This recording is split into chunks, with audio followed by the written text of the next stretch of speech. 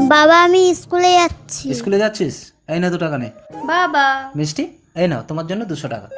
200 টাকা? Thank you বাবা। বাবা প্রতিদিন স্কুলে যাওয়ার সময় আমাকে 2 টাকা করে দাও আর বুনুকে 200 টাকা করে দাও কেন? যাকে যেটা দিয়েছি নেওয়ার হলে নে, না হলে নিতে হবে না।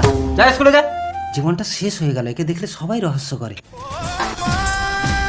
হে আল্লাহ, পবিত্র কোরআন শরীফকে দেখার পরে ভিডিওটিতে লাইক এবং সাবস্ক্রাইব করে দিবে এবং ভিডিওটাকে 10 জনকে শেয়ার করে দিবে। আপনি তাকে পরীক্ষায় পাশ করিয়ে দিয়েন। সবাই কমেন্টে আমিন বলো।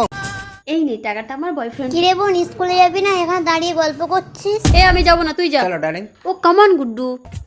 গুড্ডু তুমি টাকা চিন্তা করছো কেন? আমি তো আছি। এই বাবা আসছে, তুমি বান্ধবীর সাথে কথা বলো। মিষ্টি টিউশনে গেছিলি? হ্যাঁ বাবা। ঠিক আছে বাড়ি যেতে হলে আমি আসছি। হ্যাঁ ঠিক আছে বাবা পেছন থেকে ডাকছিস কেন? বাড়ি যা।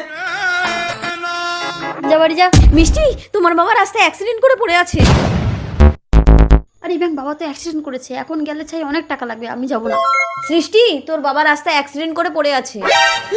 বাবা ডাক্তার বাবু স্যার আমাকে সুস্থ করার জন্য অনেক ধন্যবাদ। সে ঠিক আছে, কিন্তু আপনার ছোট মেয়ে তো আপনাকে গ্রাহ্য করেনি। আপনার এই বড় মেয়ে সময় মতো আমার ক্লিনিকে এনে এতগুলো টাকা খরচা না করলে আমি আপনাকে বাঁচাতে পারতাম না। সৃষ্টি মা তুই এত টাকা কোথায় পেলি? তুমি স্কুলে যাওয়ার সময় আমাকে প্রতিদিন 2 টাকা করে দিতে না? আমি এই বয়ানে জমিয়ে জমিয়ে রাখতাম। বাবা তুমি ভালো হয়েছো, আমাকে 100-2 টাকা দাও তো।